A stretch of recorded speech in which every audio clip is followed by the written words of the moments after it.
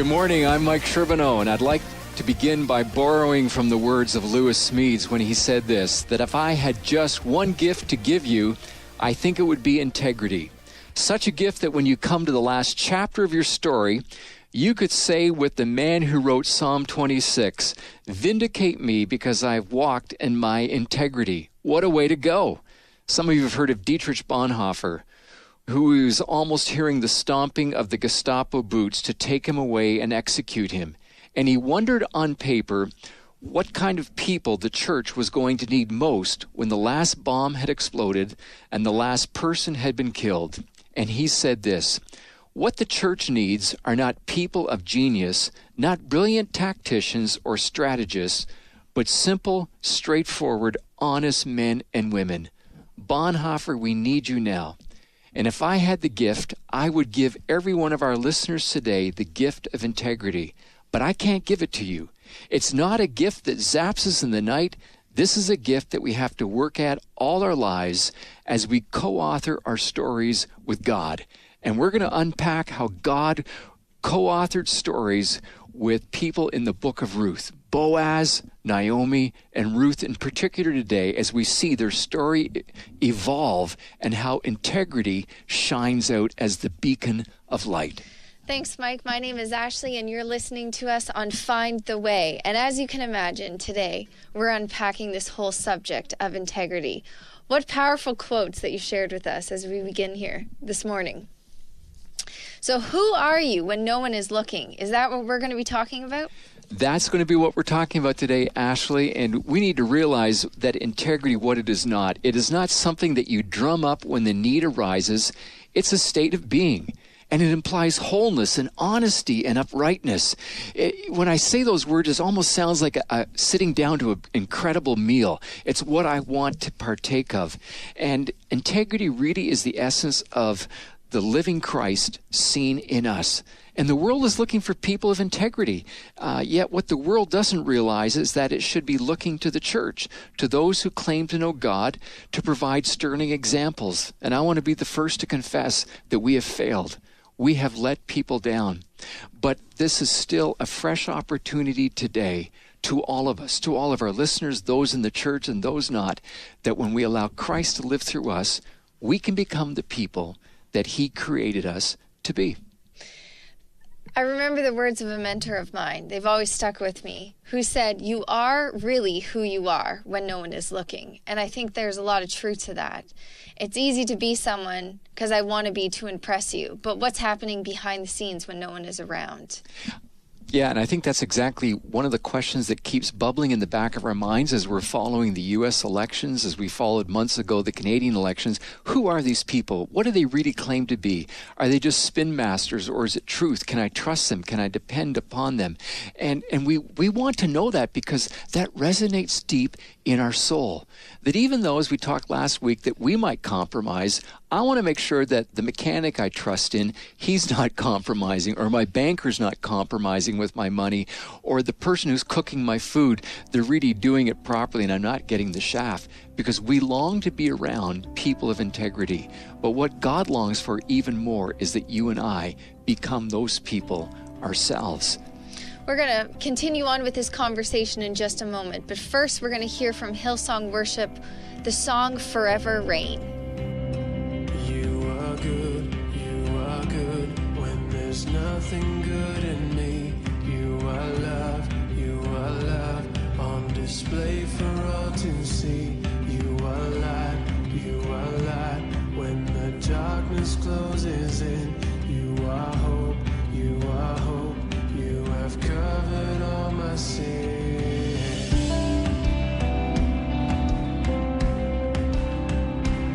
You are peace when my fear is crippling. You are true, even in my wandering.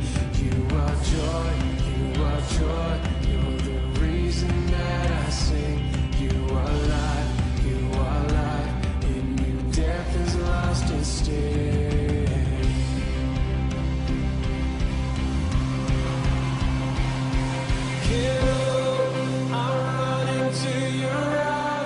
I'm running to your arms,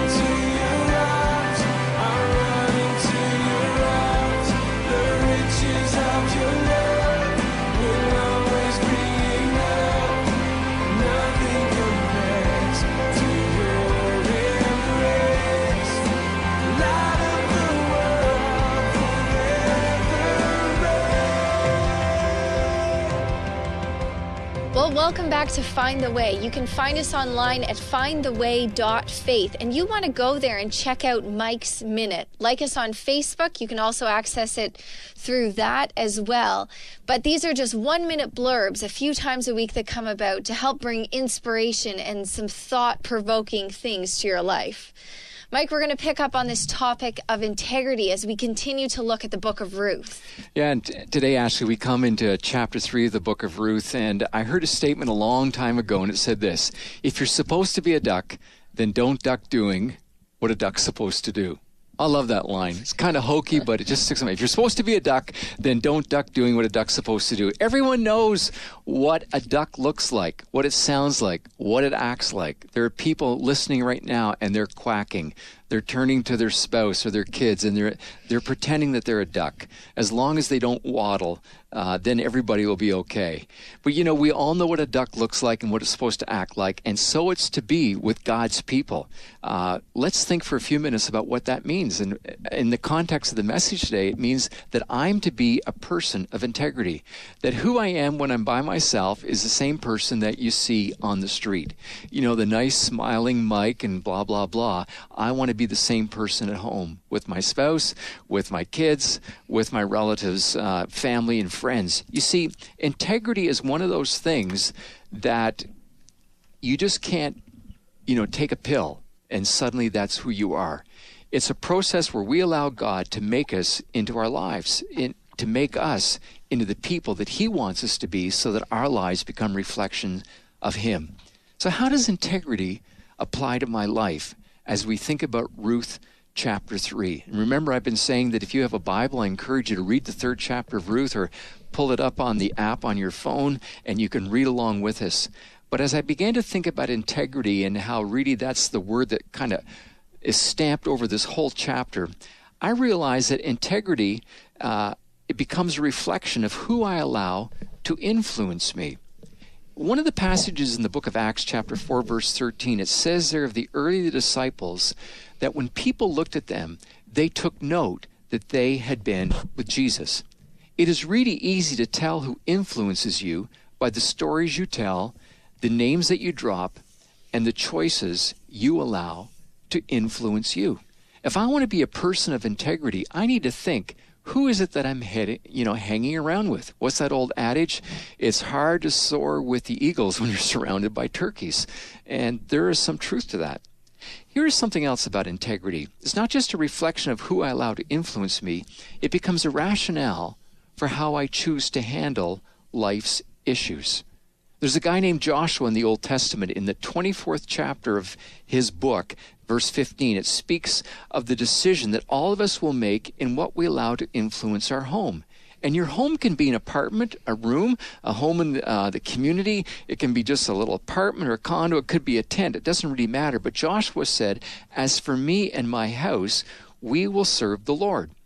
There will be times, in other words, he's saying, when I will say, I can't do that. It violates what I believe in. It violates what we believe in as a family. Someone said, don't let people with no vision vote on yours. Listen to God. Walk with Him. Do only what He tells you. When Martin Luther was told, the whole world is against you, he replied, that I am against the whole world. That's why that man made such a difference several hundred years ago. So integrity also becomes a regulating valve for how I walk and talk. The book of James doesn't let anyone off the hook. When it says in the 3rd chapter, it says that how I speak and how I behave is a measure, get this, of whether or not I'm a person of integrity. Now, all of us have bad chapters in our lives. We need to own those chapters. But then by God's grace, ask Him to help us to write a fresh chapter today by the way that I walk and talk and live, by the way that I treat people, the way that I respect people, even by the way I speak to the person who serves me at the restaurant. Somehow, by God's grace, I want you and I, as our listeners today, to become men and women of integrity. I think the last thing, Ashley, before we jump right into the book of Ruth, is that as we think about integrity, integrity becomes a reality when I am controlled by God's Holy Spirit. The changes that I wanted to see in my life that I could have only hoped for and longed for were impossible. I needed supernatural help. And when I put my faith and trust in Jesus, his Spirit came and lived within me. Now the key is this: do I yield to his Spirit daily or not? So every day, every moment, I need to listen to him. And the life of integrity becomes a trademark that happens when we yield to the power of God's Spirit in our lives. And this chapter in our lives today needs to be a supernatural empowering. I really believe that God wants to meet our listeners today. He wants the people listening today to know that he can transform your situation. And despite what people have been saying about you and your past, today is a day of new beginnings. And we come to this amazing story from Ruth, and I suppose there are a variety of themes that could be found in this passage, but you can't read the chapter without realizing that the subject of integrity is everywhere. It smacks right up against you in the journey. And that's what we want to talk about.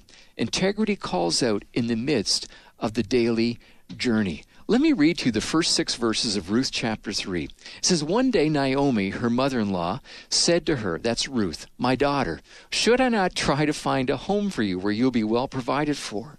Is not Boaz, with whose servant girls you've been with, a kinsman of ours or a near relative? Tonight he will be winnowing barley on the threshing floor." Now this is an ancient custom, so we got to get our heads around this. It sounds a little hokey at first. But she says, tonight he's going to be winnowing barley on the threshing floor.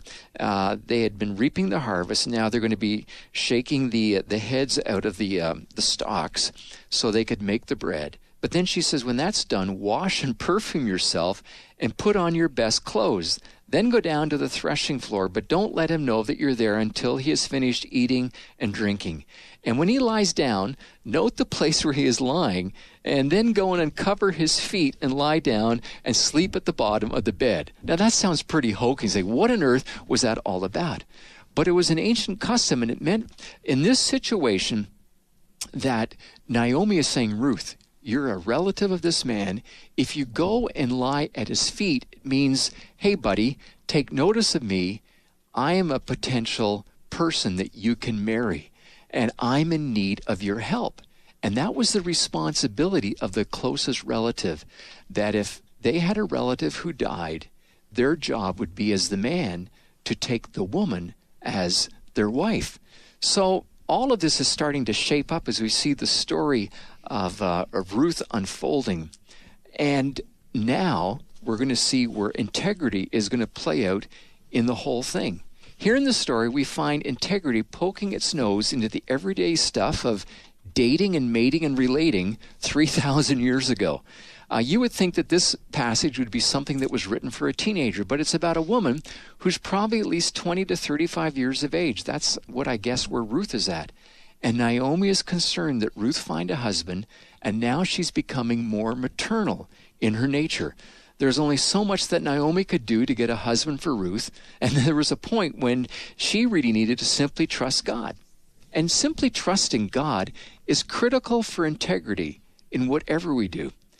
A number of years ago, I was at a camp, and Ashley, your youngest sister, was there, and I remember she wanted me to go up one of these rides, and it was a ride called the Screamer. It was one of these zip lines, and it was at a Christian camp. And when I climbed up the pole, it was like 42 feet in the air. You get to the top, and climbing it was intimidating. I only did it because your kid's sister went up there, and I didn't want to be intimidated by this 14-year-old at that time. But I climbed to the top, and I get up there, and they had written a verse from the Bible at the top. You're 42 feet up, looking straight down. You're putting a harness on, and I'm looking at this skinny little rope saying, if I jump out there, is the thing really going to hold me?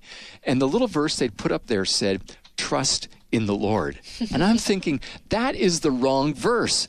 The verse they should have put up there was from Psalm 23 that said, even though I walk through the valley of the shadow of death, I will fear no evil. And I did not know if I could trust that little rope and that hook and the harness to hold me. I mean, if I had known that was going to happen that day, I would have gone on the Slim Fast diet much earlier on in life. But as I jump out, I discovered that the rope was more than enough, and it held me, and I'm here alive today to tell the story. But, you know, it said trust in the Lord. Integrity finds its focus when I choose whether or not I'm going to trust God. And so now we see Ruth and Naomi, they're saying, okay, I can only do so much. Now we got to trust and see how God is going to provide. They had now had enough food for that day, for that month. But now would Boaz be the person who would take care of them? It's interesting as you read the story that we also discover that integrity demands appropriate behavior. We live in a society today that somehow says whatever you do is okay, as long as you love people and no one gets hurt. But in this story before us, there was a custom where the widow would go to the next of kin. She'd fix herself up and, as I said, sleep at the foot of the man who was the next of kin. He didn't have to marry her, but if he could offer to do that, then he had that opportunity. I don't suggest that is the way for people to find a husband today, but it was the culture. And God was allowing Ruth to work within the culture and in the midst of it to trust him.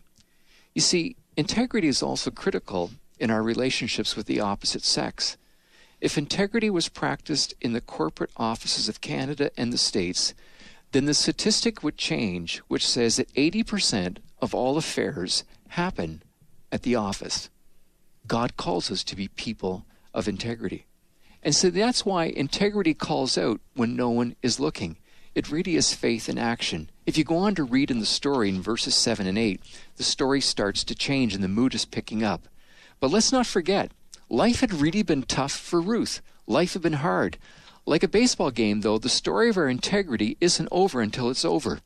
Integrity, as Lewis Smead said, isn't over until it's over. Integrity isn't a possession that we have forever. We can lose it. And Ruth demonstrated in her decision to follow after Naomi, and in stepping out to work in the fields, she was taking responsibility for her mother-in-law. She was acting in integrity. Now she's also acting in integrity by following the customs and in a very submissive way saying to this man, if you wish, I am willing to be your wife if you want to take care of me. Now, as I look at the story, I realize that all of us are on a journey, and we have to accept the raw material that God gives us to write our story. I don't know what the raw material is that you're dealing with. You might have been in an abusive situation. You might have just been let go of your job. You might be dealing with a sickness. The list goes on and on. You fill in the blanks. But we have this raw material, and we have to believe that God is going to take that material and write a story with our lives. And the material isn't great in this story, actually. We have an old mother-in-law, we have poverty, and we have Ruth, who at best is a landed immigrant. But those are the cards that she's dealt with, and she's going to write a story and do it with God's help. But we need to also remember that integrity, as we talked about last week, is choosing not to compromise. Time and time again, as we go through the scriptures, we see God writing a story in the life of his children. Take, for example, the life of Joseph. Most of you know the story. As a slave, he was in jail for a rape that he never committed. And when offered the opportunity to sleep with his master's wife, he said, how could I sin against God? He knew that while it didn't seem like much to write his story, he was sure that he wasn't going to compromise. And we come to the part in our story of Ruth where Boaz wakes up. Now, I can truthfully say that as a single man, I've never awoke and found a woman sleeping at my feet. And that has not happened either as a married man, if I can add that. And my wife reminds me that it never will happen. But it doesn't take much to imagine what kind of temptation this must have been for Boaz. He is an older man, and Ruth is a younger woman. The text actually tells us that she did not run after the younger man. In other words, she was a woman of integrity. And everyone in the town knew that she was also a woman of noble character. It's intriguing how quickly you can begin to write the script for your life, wherever you are, even beginning today. Nobody knew who Ruth was when she first came into town, but they'd observed her in the way that she took care of her mother-in-law, how she worked hard, and then the interesting comment that she wasn't chasing after men, even though that would be the way in that society to find security. I find it interesting as well that Boaz had a similar reputation in the community. It would have been easy for Boaz to say, sleep with me for the night, and in the morning, I will take care of things. Instead, he does what is right. He says, stay where you are, because he knew there was a relative who was closer than he was. In other words, a relative that had the responsibility to redeem Ruth and to take care of her. And he says, if the other relative wants to redeem you, that is his right. I think that Boaz was hoping that this would not work out. And like any man, the prospects of smelling perfume rather than liniment was pretty appealing. The temptation is there, but he chooses not to compromise because he's a person of integrity. Let me for a moment jump ahead to January 28th, 1986. Tuesday dawned cold at the launch site. Yet some distance away from Cape Canaveral on that icy morning, the air was filled with heated debate. Unknown to the rest of the world, a war of words was taking place behind the scenes. The verbal battle was between clear-thinking engineers and technicians who were saying no on the one side of the argument. And then there were the influential executives and image-conscious bureaucrats who were saying yes on the other. The argument was over whether the Space Shuttle Challenger should be launched that morning. And against the strong advice of experts who knew the temperature had dropped too low for the launch to be considered safe, the countdown continued right up to liftoff. 70 seconds later, to the horror of a nation, the Challenger's crew of 7 perished in a mammoth explosion. Debris rained into the sea for a full hour. Technicians pointed the cause of the explosion as a faulty seal that allowed volatile fuel to leak and ignite. That was the technical explanation. The real reason for Challenger's explosion went deeper than the breakdown of an O-ring. It began with the breakdown of integrity, both in the construction of the shuttle and in the character of those who refused to heed the warning. The crisis of integrity is seldom something which happens overnight. Like erosion, its onslaught has been slow and sinister. And so we see here in the book of Ruth that integrity calls out for us to wait for God's provision. Boaz could have rushed ahead with things. He could have compromised. And Naomi is saying to Ruth, move ahead and secure your future. But what happens? Well, if there is a distinctive quality about a person of integrity, is that they will wait for God to do his work rather than trying to manipulate things to your own ends. I found myself emailing a friend who was going through a horrific situation. And the passage that came to my mind was in Psalm 46, verse 10, that says, to wait on the Lord and be still. Another legend from the Old Testament was Moses, who had learned the importance of waiting for God. He'd learned early on the need to stand still and see God move in his miraculous ways. Why did he remain a person of integrity? Because he chose to trust in the promises of God, that even though he couldn't figure it out, that God would work it through. See, integrity calls us to look deep within, to see what is really at our heart. And many times we do not want to admit to what is there. David, the king, the shepherd boy, did not want to admit to his integrity problem when he slept with another man's wife. And it took Nathan the prophet to poke him figuratively in the eyes to wake up. But not so the case here with Boaz. He recognized the situation and he walked away from it. Because integrity calls us to trust radically in the Lord and to lean upon him, believing that God will provide. And as we come back to the story before us, Naomi and Ruth have played the only card they have, and now they must wait. As Smedes mentions, it's important to ask if what I'm doing fits into the story that God is writing.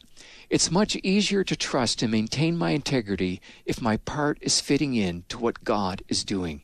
You see, God is writing a story in your life today.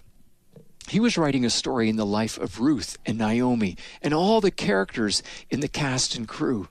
He wrote a story in the life of his own son, the middle with Christ and Calvary, and the ending with his coming back to dwell with his people and to create for us a new place where we could dwell with him forever. The question is, as I think about the part that God is writing, am I contributing to that part today? Am I co-authoring it with God? Because that happens over and over again. And so as I think about integrity, as you think about integrity, do I trust God enough to believe that he is co-authoring the story with me and that he is worthy of my trust? I want to invite you today, as you think about Ruth, as you think about your own story, to say, God, I want to trust you to write in my life the life of a person of integrity, of someone who trusts you even when the going gets tough. Mike, I like the journey of integrity and talking about this subject and what we learned from the book of Ruth. So just in summary, I want to pose the question back to you. Why do you think then I'm not always a person of integrity? Well, I think one of the obvious things, Ashley, is that we're human. You're human. I can see you sitting there. And we're real people and we have struggles. But we have a real God who wants to walk with us. And every day it's all about trusting. Not just for the big things. Some of the big things are easier to see. But it's the little things. It's the subtle things. So let me throw it back at you. How do you work on being a person of integrity? Your walk with God, how does that intersect as you do life, business, go to the gym, whatever? Well, because I do notice it's the small things. And one of the things that's actually been impressed on my heart right now, it's the moment to moment things that I'm believing, actually, that start to shape then the bigger circumstances that you're talking about. What shapes those moment to moment things? I think one of them is, am I going to be a people pleaser? Because if actually I'm just living for the approval of people or to please someone, I'm not being a person of integrity. I'm not believing in the promises of God. I start to compromise who I am to make you happy or somebody else. Or to have them like you. To have them like me. So that's one thing. I also notice a small thing that creeps up a lot in my life where I want to believe for a moment I'm not enough, or I'm not loved there, or I don't deserve that. That's actually, I think, a matter of integrity, because that's not living and believing out of who God says that I actually am. What am I going to believe about who I am? What does he say? What does he say? You mentioned Ruth, that she didn't turn to Boaz for her security. Well, what am I going to turn to for my security? What am I going to look at in my life and say, oh yeah, that could bring me that sense of comfort? Or am I actually going to believe, no, I have that in the love of God and what he's promised me? And that's hard because we look to people, money, things, all sorts of stuff. All of that. But that's what I'm finding in my own journey. It's those practical little things, and it's the moment-to-moment choices. What am I believing at 3:30 in the afternoon? Not in the grandiose events, but in the small ways all the time. And I think that's what we can learn from the journey of Ruth, too. Well, you've been listening to Find the Way. We're delighted you've been with us today. We look forward to hearing from you. We hope you'll write into us and talk to us. Let us know what you think about the show. Thanks for listening. I'm Mike Sherbino. And I'm Ashley.